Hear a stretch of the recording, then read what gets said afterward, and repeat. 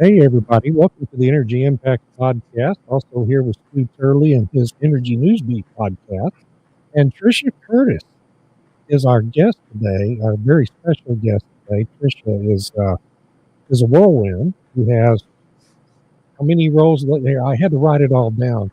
CEO of PetroNode, Chief Economist at the American Energy Institute, and Senior Consultant at the U.S. Department of Energy.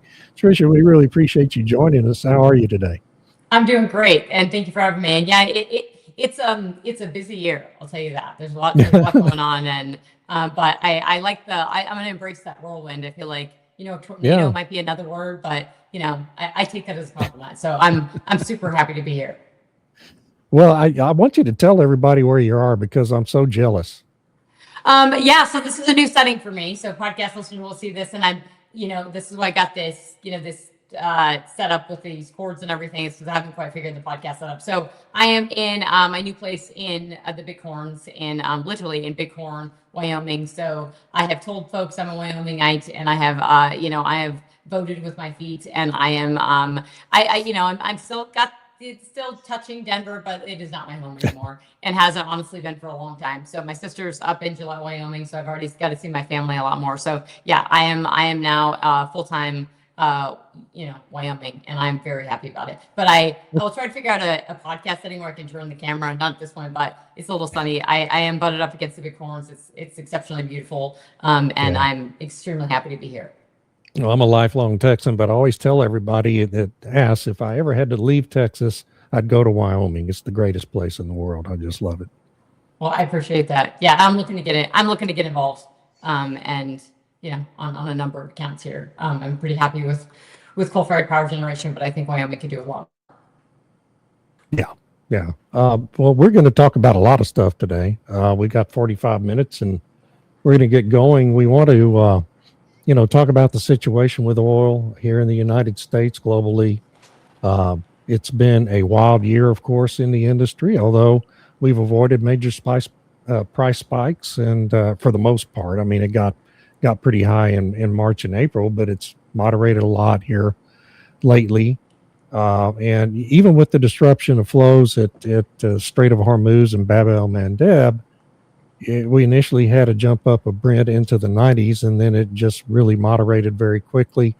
But here's the thing, with your role at DOE, I think you're uniquely qualified to kind of talk about this. How has this last few months with the disruptions in oil supply really highlighted the importance of America's status as the biggest producer of crude oil in the world? So it's a great question, and I think we can hone in on this. And I know, Stu, we have some thoughts and comments on the broader market and how this fits in. But firstly, I will say I'm not speaking on behalf of the Department of Energy. I am a senior consultant for them, so I do consult and advise, and have worked on a number of things. But this is totally from my PetroNerds and my work with the American Energy Institute and my view of the markets is. I will say one thing we have not seen since March to now is we have not seen enough talk in the marketplace, on Bloomberg, on CNBC, anywhere you get oil intel. You've not heard enough talk of the U.S. producing nearly 14 million barrels a day. That number came down just a smidge in the past month, but I mean, it's a lot of oil. And Yeah. that we have to really kind of think about that, right, Rose? When we think about supply and demand and where we're at globally, one, I think right now, if you were to say, what the hell is going on in oil? You have to say, okay, firstly, do we have our arms wrapped around what actual supply and demand is? No, we don't. Do we know what's actually flowing out of the Strait and around the Middle East? No, we don't. Is there a lot of pessimism in terms of what's happening within the Middle East? Yes. Is there a lot of, but talk to folks on the ground, talk to service companies. I was just listening to a Bloomberg Middle East Open last night at 10 o'clock at night. And, look at the service sector. They are ripping. They're all-time highs in the service sector in the Middle East right now. So there's a lot to unpack with that. Then there's the China element of, how much they're actually demanding, how much they're actually importing, what's going on there. I mean, the amount of crappy intel I always say it's pretty bad, but this war it's gotten worse. Like it started a little bit in March where people were saying, okay, Iran sends 2 million barrels a day to China. That was nice because the market was admitting that. But then really since then, we've really failed in terms of the market intel of understanding how much we produce and consume. And I would say it's so important. It's so important in this in this global economy and this geopolitical landscape that we pay attention to. The U.S. producing 14 million barrels a day is a massive, massive geopolitical. It's a lever, but it also is just it's the market forces at work. And so when you really look at how the oil market has adapted to this war, it's extremely impressive. And I say that because a lot of folks are calling for extremely high oil prices. They're saying, look at crack spreads, look at refineries, all these different things. And people were calling for a lack of jet fuel, and Heathrow is going to be shut down in April and May and then June, and it never happened.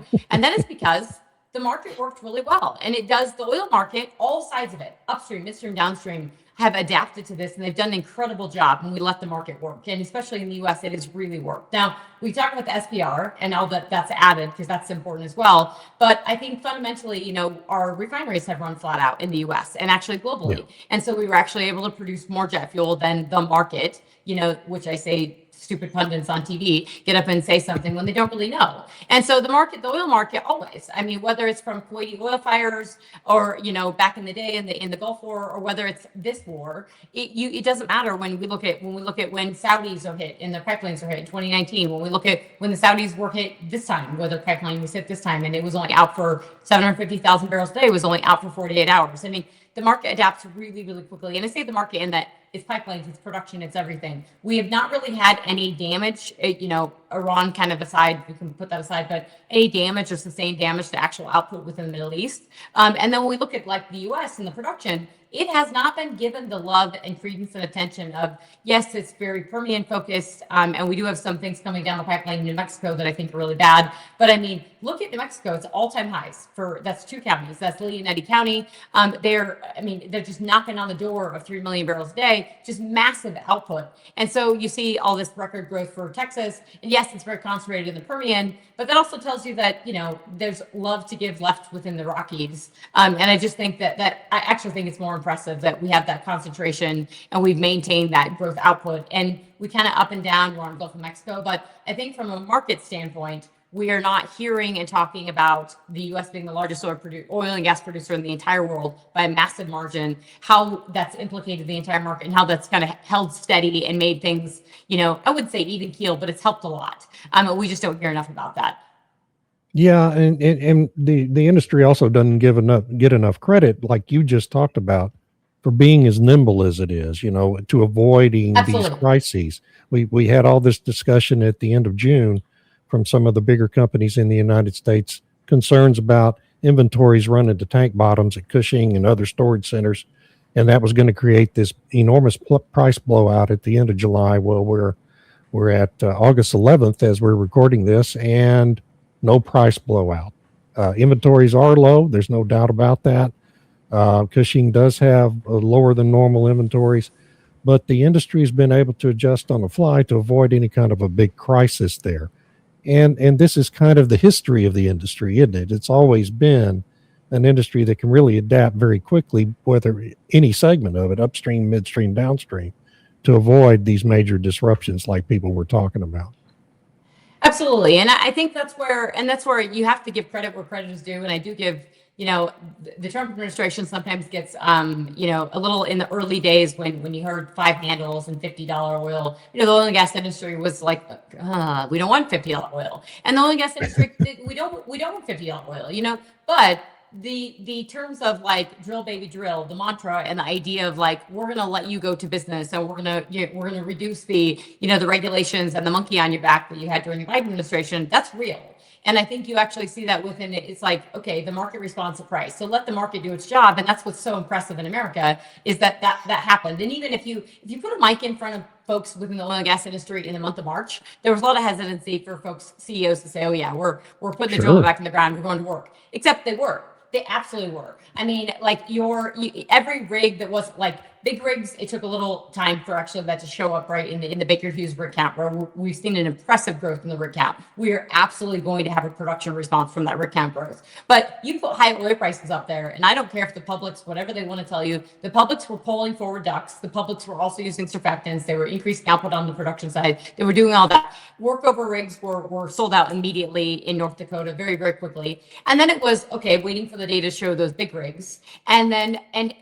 But the private guys, if you're looking at the data, it's the private companies that are moving, right? They are responding to price and they're moving forward. And that's the market fundamentals at work. And that's the awesome thing about the US is that, people say it's a swing producer. A swing, I would say it's more this kind of stable, now 14 million barrels a day with this incremental growth, which is really impressive. And so that's a response from the market. And I think that we've also seen, how well the markets worked when I'm looking just at this today, where it's Tuesday, August 11th, we've got WTI $83 a barrel, but we're looking at, if you're looking at the crude and storage, and I focus on that a lot because we'll probably want to talk about the SPR and what's happened there, because there's a lot of market focus on that. But we're looking at, if you look at total weekly stocks, and I look at weekly stocks of crude and refined products, excluding the SPR. Look at that number, folks. That number is very, very healthy. It has not gone down. In fact, it actually it goes up almost week over week. So it's over 1.2 billion barrels in crude and products act. That number is flat. It's still elevated from 5 years ago. So from a crude and product standpoint, the U.S. is doing pretty good, and that's because the refineries have run flat out. Now, yes, they will have to have maintenance, they will have to do this, but the point is that during the fog of war, you kind of work through it, right? If this extends for another 6 months or a year, we will have some issues where we have to have refining maintenance and where we have to have have to move stuff around and we have to have seasonal stuff. But if all the growth is happening in the Permian, and you may have some things where frac companies have to decide: do we bring on retired frac fleets? What do we do? Do we invest? Do we not invest? Are we getting the price increases from the upstream sector? Or if we're not getting those, what do we do? Then we have tightness. You have all these things, but the market will adapt to that. And I would say the market has been pretty, people were saying, no, it's not going to happen. Oil prices need to be sustained for a long time. And now you've had these high elevated prices for a while. And so the market's getting more comfortable. And I also think that, you start talking about looking at where that growth is and with private companies. And I think a lot of private companies have also hedged. And so if you were hedging, in the 70s or 80s, you're 83 today. And if you hedged in the 70s, you're not getting that. But, the way we traded down in oil prices when the Memorandum of Understanding happened and we saw that oil coming out of the Strait of Hormuz, that we went down to the 60s very, very quickly. I absolutely think that can happen again. And I do think that also when we think about, supply and demand fundamentals, and I do want to spend some time talking about China a little bit later, but when we think about what's coming out of the Strait of Hormuz today, we had all this stuff stuck, right? And we had crude coming out of the East-West pipeline out of Saudi Arabia. That's worked very well. We have crude coming out of Fujairah port from the United Arab Emirates, who has left OPEC, who is ramping up output like crazy, who is building pipelines. And so we had that happening. And then when we had the MOU, we had all this stuff that was stuck within the Gulf come out very quickly. And so you think about it, how much are we off? If you have a couple ships, and I talk about a couple ships, a VLCC, a very large crude carrier, is 2 million barrels. So if I have 2 ships coming out a day, that is 4 million barrels a day out of the Strait. I don't need much more than a couple if I've got these very large ships to keep flows and to keep the market working. And then we have to think about, storage and Japan and Asia and where we're looking at refined products and all these moving parts. But I would say that, the role that the U.S. has played in these market dynamics and releasing the SPR, exporting a lot of crude oil, it has worked the way intended. It's been a really impressive market force, and it has really helped keep a lid on oil prices. Yeah. Stu, you want to get a word in here? No, I'm just enjoying the whole conversation, but I disagree with you on a few things, and I'll tell you that that's okay. He knows he does that to me all the time. The output that the Gulf states have done in February of 26 was 108 million barrels per day. They are down to a significant amount of NGLs. That's all of their production that they're there. There are some significant problems with production in the Gulf states. You're talking about the Persian Gulf in the Middle East. Persian Gulf, yeah. Persian Gulf. You'd said that the Gulf states over there, they're doing fine. No, we're missing a billion four worth of oil out of the market right now. Yes, the Cumulative. market did cumulatively. Yes, it has happened. But you have Iran that has 23 tankers sitting there. In the dark fleet of Iran, they have 400 tankers. Russia has 2,300 tankers. Russia has been eviscerated in its outbound capabilities because of the Ukraine thing. So you take a look, it's not just the Gulf states now. Russia has also been degraded very much. They are banning their exports. And I think that we are going to see oil between $75 and $85. I don't want to even throw a number out there anymore because it could change in 5 seconds. But the reason is because the downstream capacity is, like you had mentioned, Trisha, it is running at 96% in the U.S. right now. Anything more than that, and things are going to have start coming offline for maintenance and those kind of things. So you have Iraq is looking to build theirs. We've had the Black Sea totally shut down out of all of that area. There is more disruption going on in the world that is just unbelievable. The Red Sea, the Bab el-Mandeb Strait, got shut down to 1.5 million barrels per day, or a tanker, 3/4 of a tanker a day over the last little bit because of the Houthis and the blowfish, as I like to call them. The East-West pipeline has done a phenomenal job keeping that 5 to 7 million barrels because they've got the 2 pipelines going on. The UAE has done a phenomenal job.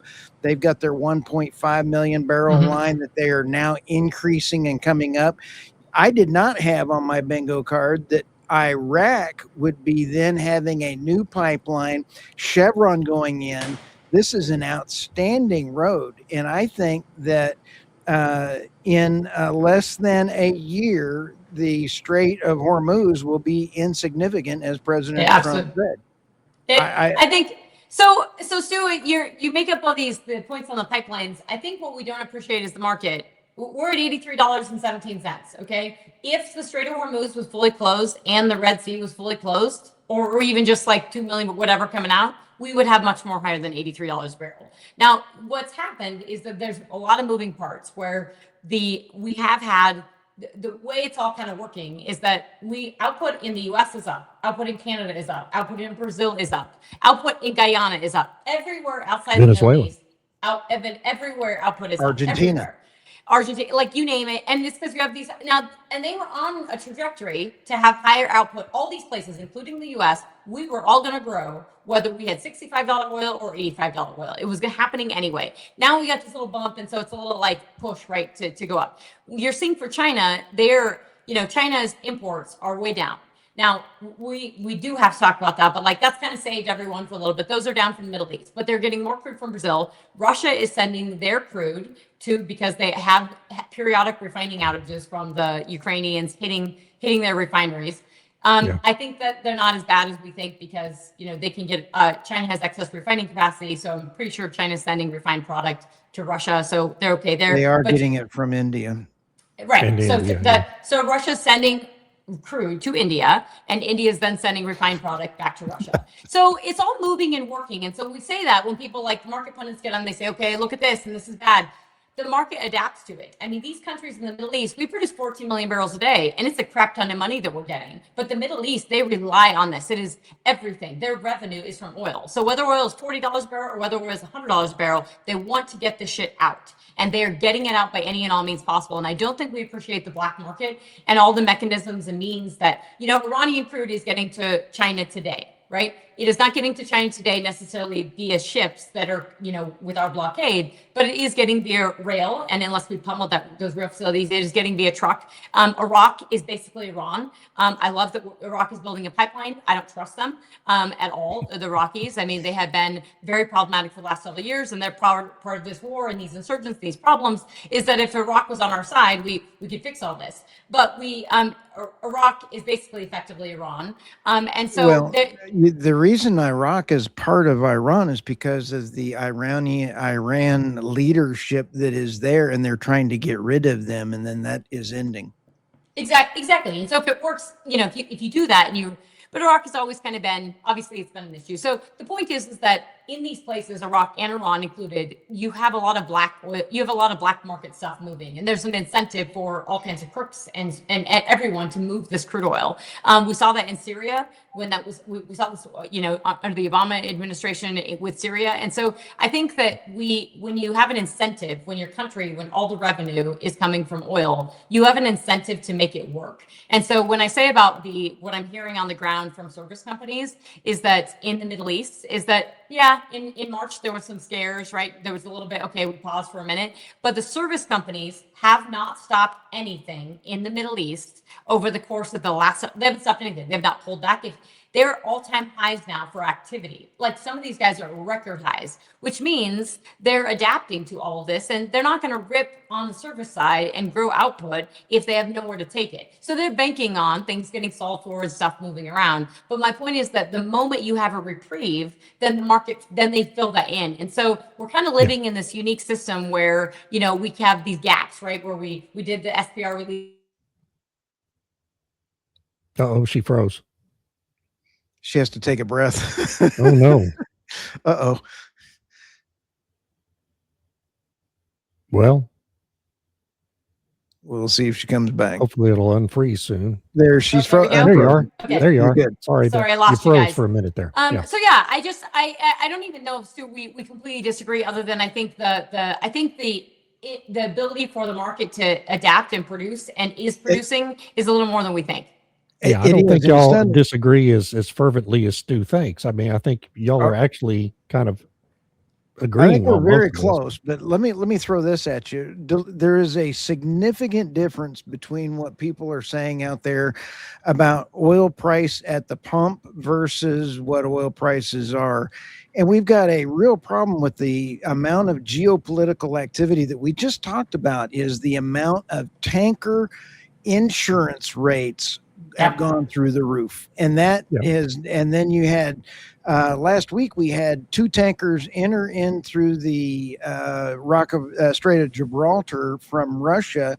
They turned back out and then had to go all the way back around the Cape of Good Hope in order to get to India. And that added about $1.8 million to that trip just to do that. And then you have the additional tanker insurance. And Trisha, my question for you is for both you and David, and that is, we've got physical delivery of oil is around 143.79 today. That's the average that I've seen from the folks that I've talked to. So if you take a look at the average, paper always catches up to physical, or physical drops to normal paper. It just is a matter of markets. So we've got a long time before we see a flattening of the market from volatility, in my opinion. People have been saying this since the war broke out, is that, I think, so I've never believed that you can go too high of oil prices and stay there because production responds. It just does. And so when people say, oh my gosh, we're going to go to $200 oil and we're going to have shale, or we're going to have oil shale, and we're going to do all this stuff, never going to happen, right? Because so much production is going to come with that. So what happened when this war broke out is everyone was like, okay, this is Ukraine all over again, and we're going to go to 140. And we didn't even go. We went to 130 and we came back down. And I've struggled with a lot of this because Jeff Curry gets on Bloomberg a lot and he says, hey, this is way worse. But he's been saying this literally since day one. This is so bad, we're all going to die. We're running out of jet fuel and everything. Never happened, right? And the jet fuel thing, I think, is a really, really big one because global markets, the refining industry responded. Now, you got to realize that we lost a little bit of demand also in the Middle East. Like, people are not flying in and out of the Middle East the way they were before. So we have a little bit of buffer on jet fuel demand globally, right?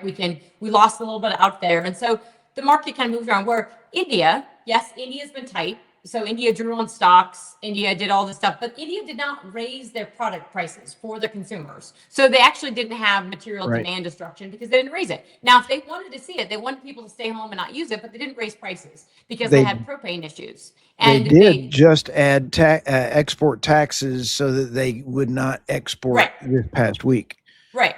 So there's stuff happening now, but we're talking about up to this point, all this market adaptation has worked. And so when we talk about like the beginning of this war, when everyone was calling for $150 oil and $200 oil, this kind of gap saying, okay, the paper market has to catch up, and the market is wrong, but it's never fully wrong, right? Like the stock market is always ahead. The stock market is it's kind of like priced in a recession and priced out of recession about 18 times in the past year, and then it just moves higher. And so when we look at the actual oil prices today, $83 a barrel.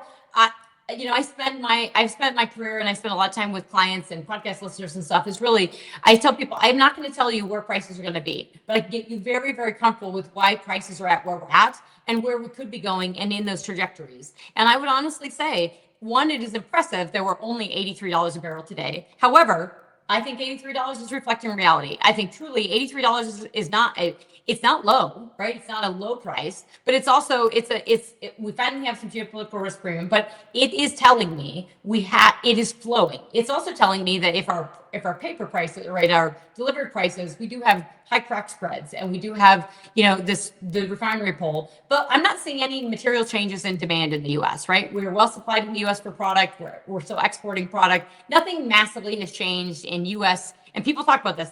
When people start bringing up banning of exports and they talk about US and we're not exporting refined product, I hear this on Bloomberg. Not true. We're absolutely exporting diesel. We're exporting gasoline. We're exporting more crude than we ever had because we have the added SPR. So all of that is kind of adding to this. And then you have these countries that are, like Japan and others that drew on their stocks. And I think it's all for the medium term, let's just set aside an escalation, a continued escalation or a long-term conflict. If this goes on for months, we will be having a different story when we all get together and talk about this of we're what's still going to talking happen. about this in November. It's going to be an entirely different conversation. It's going to be entirely different. And particularly on the gas side in Europe, but then in November, it's not driving season also, right? Things have cooled off. And then we might need to start talking about recession and where we have some pullbacks there. So there's all these moving parts, but I would say $83, for WTI, $88 for Brent is the one. It's trading. It's August, right? So you have a lot of traders just not trading, and you have it's still a summer month. People are off on vacation, so we have that. And I would say in July and August, we do have to keep that in mind that maybe we should have a little higher prices from that. But it's also that traders are exhausted from this, right? They've had several months of war and they trade on the headlines and they trade down and they trade off. But I think there's some risk to the downside if you have any kind of agreements, things flow. And then it's really, do people do their homework and figure out what supply and demand balances are? And I say that's so important because all the crappy articles that have been written on China, I'm waiting for someone to say the real stuff. Economist came out with an article, like everybody's done this stuff on China saying they've saved the world by dropping their imports and they're eating into their stockpiles. That's a huge one, right? I mean, they have dropped imports by 5 million barrels per day, but you can afford to drop imports by 5 million barrels per day when you weren't consuming that 5 million barrels per day. And most of that was going into stocks in the first place. And so that's kind of what's happened. Is that China was stockpiling a ton and they've just muted their stockpiling. And so that's really what's happened. And I'll pause there, but I mean, I'm impressed by the way the market has worked, and I'm also impressed by the response of not you, Stu, and you, David, but analysts that come out and say like this is just wrong. And I thought, it could be wrong for a little bit, but it's not wrong for 5 months, right? Oil prices are not off by $100 a barrel. They might be off by $20 or $30 a barrel at the height of this, and I'm not even sure they're off by that much right now. Yeah, and ultimately they got to catch up to reality at some point.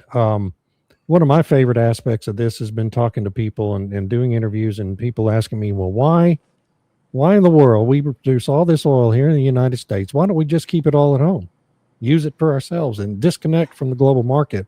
Why don't we do that, Trisha? That's a great question. We don't do that because one, it is a global market, but two is that all crude is not created alike. And so we have this open market in the US, which, the Trump administration has fully embraced of saying we're not going to ban crude oil exports or refined product exports. But it's something we have to talk about a lot because people don't understand it. They didn't understand the SPR release either. So we produce, this 14 million barrels a day roughly of crude, and a lot of it is light sweet crude oil. And so our refineries have adapted well. We process a lot of that now, but early days of the shale revolution, 2010, 2011, 2012, when we're seeing WTI and Brent differentials blow out and we're getting all this crude from North Dakota, and it's coming in with Canadian crude, and it's coming in Cushing, and typically we would send crude, up from the Gulf into Cushing and then out because we were importers, and then all of a sudden we're producing all this. Well, when we actually got a pass actually during a budget bill, I believe, under the Obama administration to allow for crude oil 2015, yeah. exports. That was amazing, right? That was the That gift was to the amazing. industry because it allowed the market to work. Whereas if you keep all this crude oil in the U.S., you can't then take the heavy oil that some refiners want, that they built and adapted for and invested in. Because in the U.S., we have the most complex, sophisticated refining sector in the world. Now, China is quickly catching up to that, and they actually have more refining capacity than we do now, which is very important and something I don't want to continue. But we, outside of China, with the most complex and sophisticated refining capacity in the world, where we have all these coking capacity in the Gulf Coast that can refine, heavy, viscous crude, whether it's from Venezuela or whether it's from the oil sands, and it can take more out of the crude. But these refineries, they put billions of dollars of investment to put this coking capacity so they could then refine this heavy crude to get more out of the barrel and extend that barrel so they would have less of that residual bottom of the barrel. And so we did that. And we did that a decade, two ago. And now we have this sophisticated refining capacity. And then you have the shale revolution. And then it's like, well, crap, I don't need all that light sweet crude in these refineries. You can still process them. Like if it comes to war or whatever, we would. But your economics aren't that great. So now that we can export, we export, 3 to 4 million barrels a day. In the height of this war, we're exporting 6 million barrels a day, but 3 to 4 million barrels a day of this light sweet crude. And then we pull in over 4 million barrels of heavy crude from Canada, and the market moves around and we get this light sweet crude on the market. So every barrel we've added to the market is a barrel that's coming from a democratic, ethical, responsible producer that we add to the market, that we don't withhold, like OPEC, like Russia, like anybody, like China right now with a refined product, like Russia with a refined. We don't do that as this nation. And so the world can rely on the democracy of America and the market of the U.S. shale, like in the U.S. shale patch, to get these barrels on the market. And it has been a huge boon, not just for U.S. energy security, but this has, had huge impact to global energy security. Well, let me ask this question. There's only two ways to reduce the crack spread and reduce price at the pump. Either get more refined capacity. Today we have 128 operating refineries. The average age is 75 to 80 years. We have a new refinery coming on in Brownsville in 2027, I believe, is his target date when he's coming online. We average right now 18.1 million barrels per day. We're operating at 96 to 100% of those operating. California, we have 7 refineries. 6 of them are slated to close. We have a problem.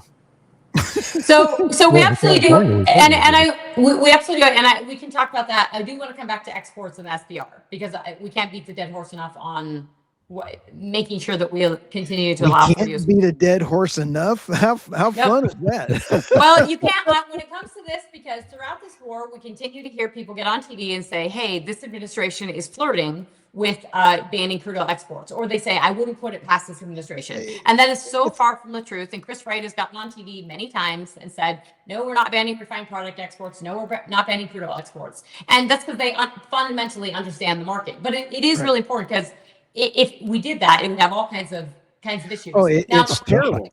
We couldn't do it. And natural gas, we do need to talk a little bit on natural gas. But your point, Stu, on U.S. refining capacity, and this keeps me up at night because China does have more refining capacity than we do now, and they're using that very similar to OPEC right now, very similar to Russia right now, of saying when the war broke out, China banned.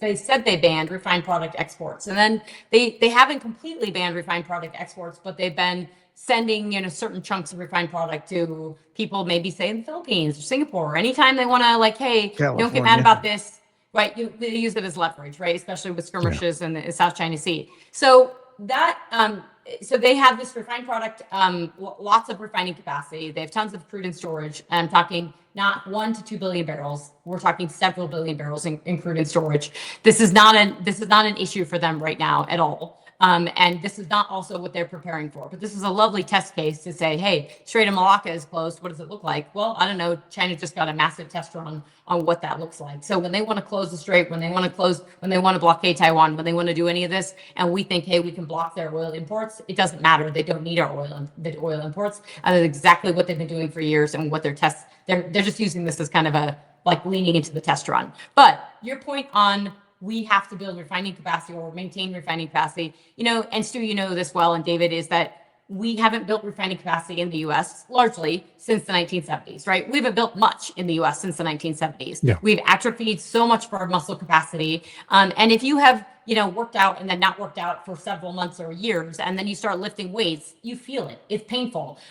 It's kind of a nice burn after that, but like you have to go through that pain. And we have had literally building atrophy. Like our muscles for building have decayed because we haven't built anything. And the refining sector is really important because since the 1970s, we've had so much regulatory burden on the oil and gas sector, specifically on emissions and on all kinds of emissions for the refining sector, is that, their parts per million, I mean, their emissions are way, way, way, way down, right? They did a lot of that heavy lifting. And then it was the stuff, the getting more and more and more, they can only do so much. And so the cost grew exponentially to get those down. And to get those parts per million and all the emissions down. And so there was a lot of easy lifting, right, to get it down. And then the more expensive stuff, well, that impacts the ability for those refineries to expand, for them to invest in the refinery. And if you've visited a refinery, it's incredibly impressive. I encourage everyone to do it. They are, I think they're awesome. I mean, I just think they're incredible structures. I mean, and it's like distilling vodka. That's the same process of refining crude oils. You're putting in a distillation column, you're heating it up, and you're getting all these products out. And so, in the shale revolution, when we got all this. Oh, no. Another freeze up. God, I hate technology. Go ahead, Stu. When you sit back and take a look at the point being, there's only two ways that you can reduce the crack spread. Right now, we have the highest crack spread we've had in the entire history of refining. And the only way that you can get lower gasoline and diesel prices to consumers is to go through and take a look at this. We have a crack spread. The only way to do that is add refining capacity in reducing the price, or demand destruction. And those are the only two ways that you can reduce the price at the pump right now. And so is demand destruction going to kick in, or a higher price is going to kick in is what the part of the question. Demand destruction isn't going to happen at $83 a barrel. And I don't even know if it's going to happen at 100. No, but you've just gotten off. But the point that I'm trying to make, Trisha, is the fact that you have physical delivery at a refinery is $140 or more.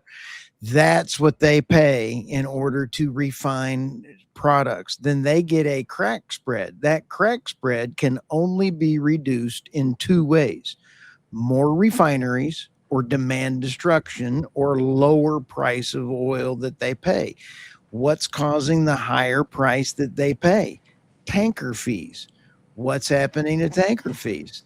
It is a integrated system, and we're going to have higher gasoline prices and diesel prices for a while until they come down. So the only other thing that we could do is create our own. Oh, President Trump already created our own insurance company, but we haven't sold any policies yet.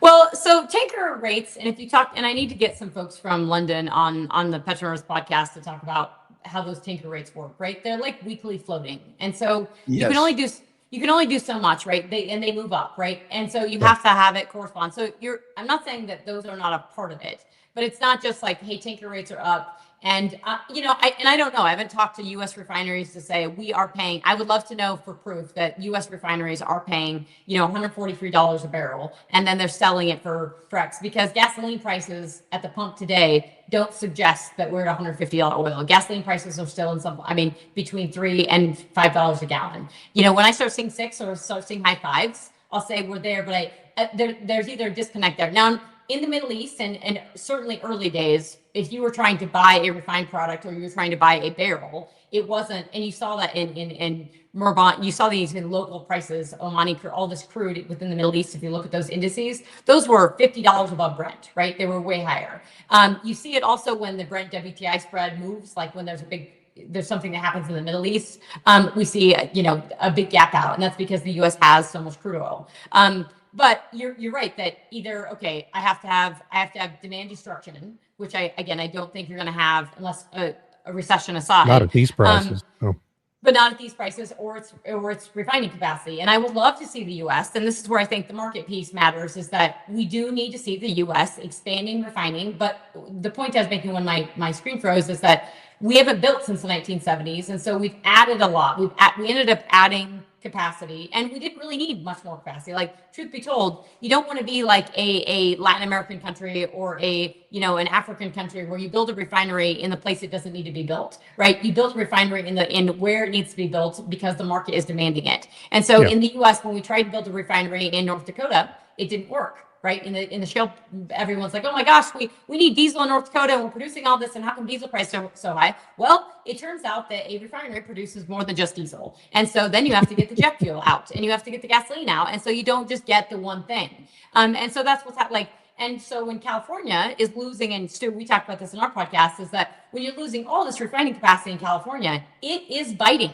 It is biting right now. It is going to continue to bite the U.S. economy. It's going to continue to bite the U.S. market. And we have to offset. If we're going to continue to lose that refining capacity in California, it has to be offset from elsewhere. From a energy security and national security perspective, but also just from a product standpoint of what people are paying. So we've lost refining capacity since COVID in the U.S. materially, largely coming out of California, and they're huge consequences. So I would say from a market standpoint, we need to probably build and expand refinery capacity in the Gulf Coast. I mean, it's a simple answer, right? Where you expand nuclear, where you have nuclear, you do the same thing. The easy button is, work on the existing refineries. And I'm not sure that that's going to be, trying to get refineries in California to want to be there, or they don't want to be there. I just texted a buyer for oil, so I'll see what the number for physical delivery of oil price is.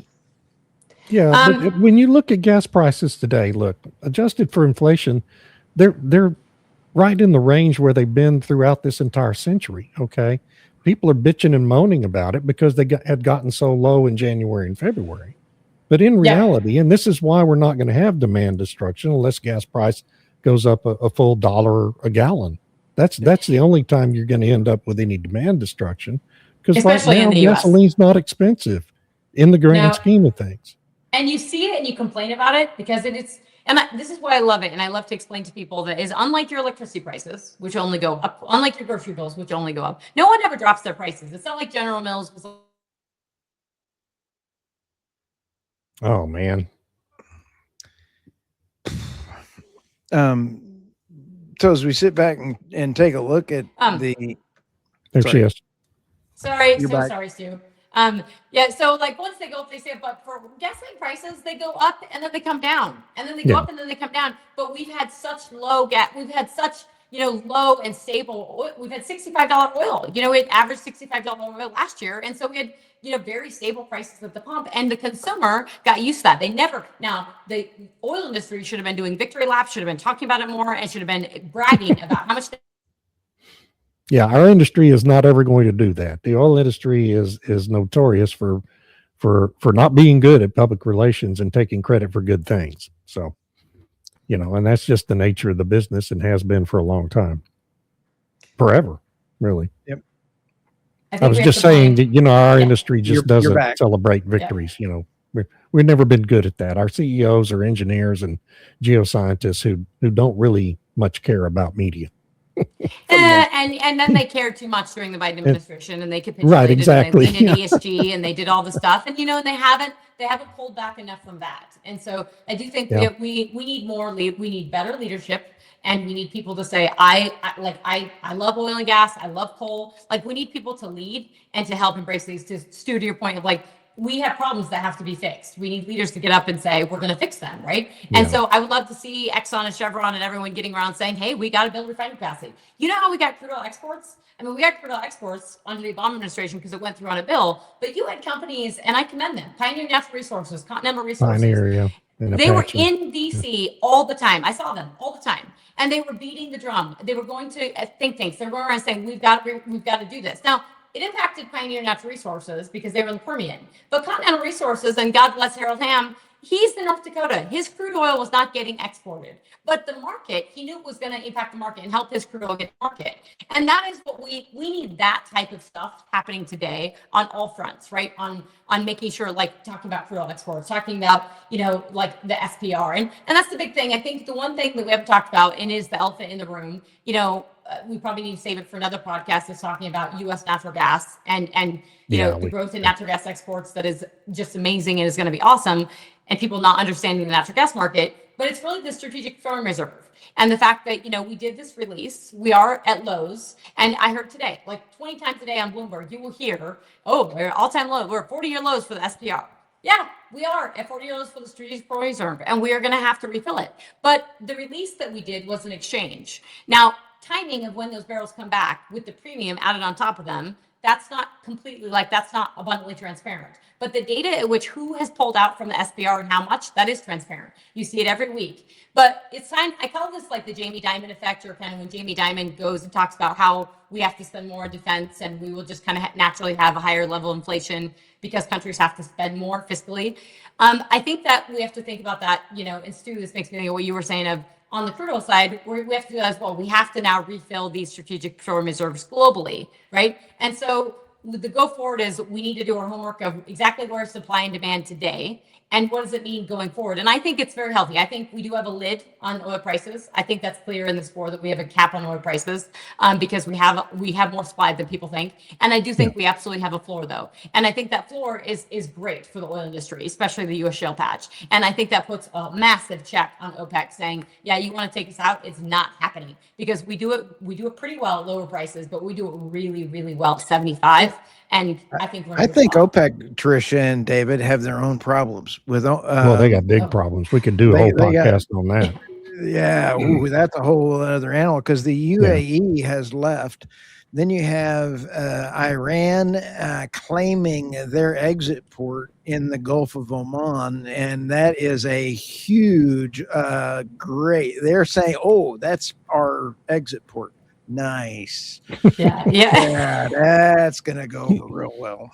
It's not going over well at all. No, I think OPEC is falling apart. I mean, the UAE left at a great time, because they weren't going to have an impact on prices, so they left during the war. They're now increasing output like crazy. They have plans. Every country in the Middle East, honestly, if you look, Kuwait, UAE, all of them are trying to increase output to record highs. Sure. And I think that, and Stu, you said this, and I completely agree, because I've been beating this dead horse law, is that the Iranian leverage, and the media likes to portray that this administration has no leverage and Iran has it all. They don't. I mean, they really, Iran has short-term leverage. That's why they've leaned into the Strait of Hormuz. It's not forever, right? It's just not sustained. And so we could be sitting here in November. We could be sitting here in January talking that this is still ongoing, but literally every day this goes on, the leverage decreases because those pipelines are going to get built. And that's where I say, Stu, we're in such a unique market for these refined product crack spreads, what's happening with Russia, this thing, because, if this gets solved for, but Ukraine, we have some material damage on infrastructure, continue to see material damage on Russian infrastructure. We're going to see, and I think we're already seeing, we're going to see China play. We are about to see, she just locked up again, but when we see this, David, we need to go ahead and cut out here. I want to go ahead and go on record as saying that we are about to see a major into the either Ukraine-Russian war, and Turkey is now involved. And so that whole area, Turkey wants to be the main corridor, and it is about to be a gigantic mess over there of biblical proportions. So, let's don't bring the Bible up, but yeah. Well, yeah, I mean, it's Turkey, Saudi Arabia, and I'm blanking on the other, not quite Turkey, Saudi Arabia. They just signed, and one other country, and I just Pakistan, Pakistan. and Turkey, but they didn't show up when they were attacked when They Houthis didn't, took but they that. just signed that. So they're They saying just signed it, but it still caused a problem because did. Pakistan has got control over the Houthis and they didn't Mm-hmm. bother stopping them. So Yeah. it is a real issue over there. And as I said, it's about to get ugly.